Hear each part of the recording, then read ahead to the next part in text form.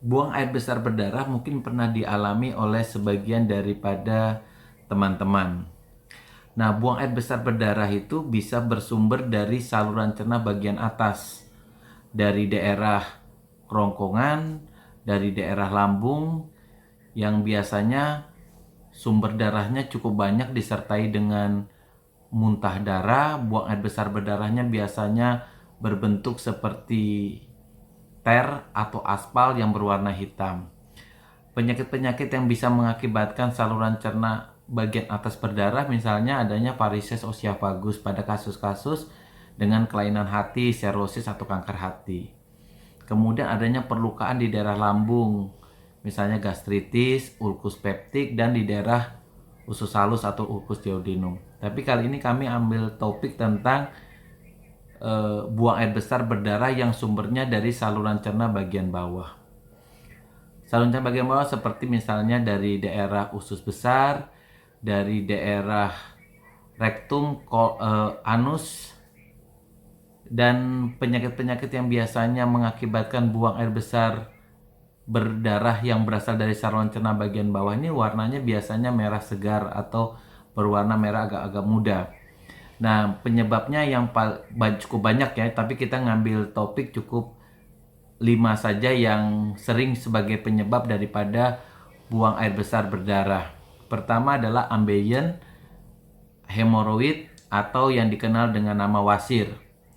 Ambeien ini dibedakan atau ditingkatkan ada 4 ya. Ada juga yang membedakan menjadi hemoroid internal dan hemoroid eksternal. Dibagi menjadi 4 tingkat. Pertama, kelas 1.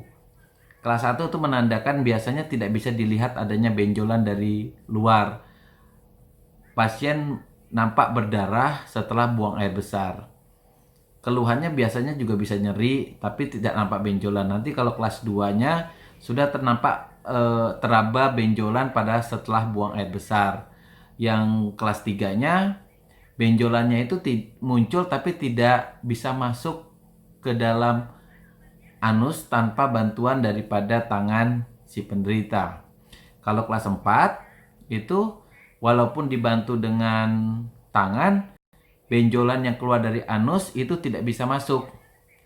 Pembagian ini untuk memudahkan kita mengambil keputusan apakah pengobatannya sebaiknya dengan tindakan operasi atau tidak. Ambeien atau wasir ini penyebabnya adalah terjadinya peningkatan tekanan intraabdomen. Misalnya disebabkan karena misalnya kehamilan, mengangkat benda yang berat, batuk kronis, atau misalnya mengejan ya pada waktu kita buang air besar. Pengobatan ambeien sebaiknya memang pertama pada waktu kita buang air besar itu tidak mengejan. Makan banyak serat, banyak cairan agar konsistensi tinja kita tidak keras. Kemudian yang kedua itu adalah Fisura ani. Fisura ani ini adalah adanya perlukaan atau robekan pada dinding daripada anus. Nah, robekan ini bisa terjadi karena konsistensi artinya terjadi konstipasi, buang air besarnya, tinjanya keras besar yang mengakibatkan robekan pada dinding daripada anus. Penyebab yang lain yang bisa mengakibatkan fisura ani ini adalah misalnya tindakan medis yang pada waktu melakukan tindakan kolonoskopi. Kemudian hubungan seksual melalui anus pun bisa mengakibatkan luka pada daerah anus. Biasanya gejalanya nyeri di daerah anus, kemudian buang air besar berdarah. Gejalanya mirip sekali dengan ambeien. Cuma bedanya kalau pada ambeien terjadi tonjolan atau benjolan yang keluar dari lubang anus, sedangkan pada fisura ani tidak. Penyebab ketiga yang sebagai penyebab daripada buang air besar berdarah adalah fistula. Fistula ani. Namanya mirip dengan fisura ani tapi gejalanya berbeda. Jadi fistula ani ini adalah ada saluran yang terbentuk yang menghubungkan antara rektum atau batas daripada usus besar kemudian bermuaranya di kulit di sekitar anus. Biasanya penyebabnya awalnya di infeksi atau abses di daerah rektum, kemudian abses itu mencari jalan keluar sendiri sehingga terbentuklah benjolan di sekitar kulit anus. Gejalanya samping berak darah biasanya bau sekali ya. Ada nanah dan bau kotorannya itu berbau busuk. Badan pasien biasanya panas. Ini terjadi karena komplikasi dari penyakit-penyakit infeksi di daerah usus besar, misalnya divertikulosis atau fisura ani yang mengalami infeksi, dan biasanya paling banyak terjadi pada pasien-pasien dengan diabetes mellitus. Nah, ini jika terjadi kasus-kasus fistula ani, biasanya pasien dikonsulkan ke dokter bedah untuk dilakukan penutupan daripada fistulnya tersebut. Penyebab keempat daripada buang air besar berdarah yang kita sebut dengan radang usus besar atau colitis ulcerativa. Di sini terjadi peradangan pada daerah usus besar, pasiennya mengalami nyeri hebat di daerah perut, buang air besar, bernanah dan juga berdarah. Pasien nampak panas, biasanya penyakit ini kan disebabkan karena proses autoimun. Jadi terbentuknya antibodi di dalam tubuh pasien yang menyerang tubuhnya sendiri, dalam hal ini usus besar. Jadi pengobatan pada kasus-kasus dengan colitis ulcerativa kita menggunakan obat-obat imunosupresan atau menggunakan steroid. Penyebab yang sering berakibat fatal adalah adanya kanker pada daerah usus besar, lebih tepatnya pada daerah rektum kolon ya. Itu paling banyak terjadi kasus kanker.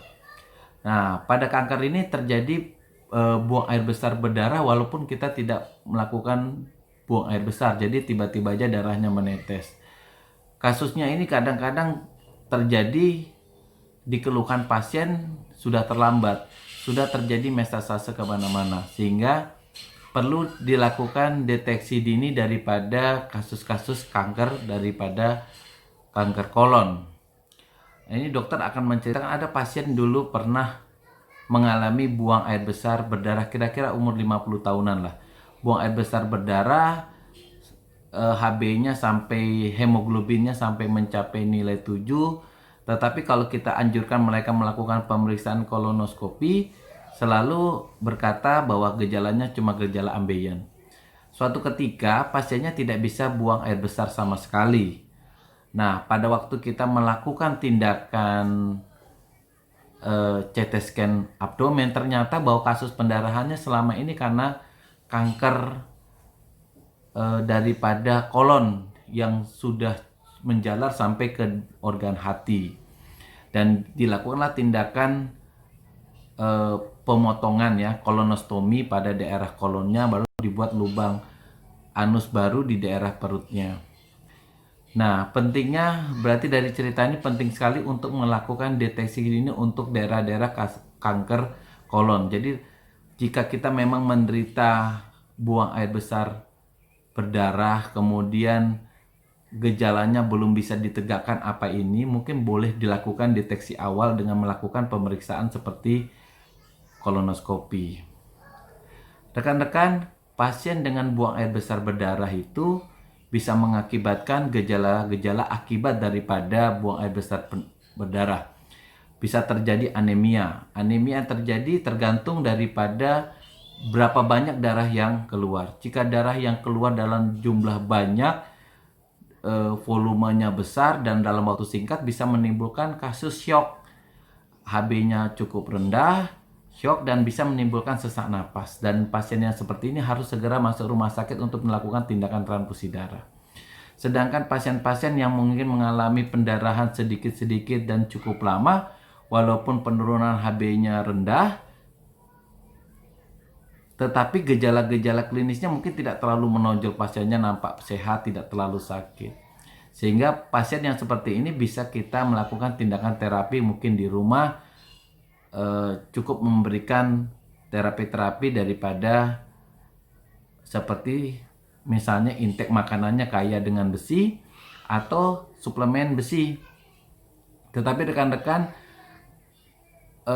video ini saya buat bukan untuk menegakkan diagnosis, tetapi untuk panduan jika rekan-rekan mengalami gejala buang air besar berdarah, bahwa semua buang air besar berdarah tidak selalu disebabkan karena ambeien yang selama ini selalu kalau buang air besar berdarah pasti persepsinya selalu ambeien. Demikian rekan-rekan topik kita tentang buang air besar berdarah. Terima kasih, jangan lupa subscribe, like, dan berikan komentar.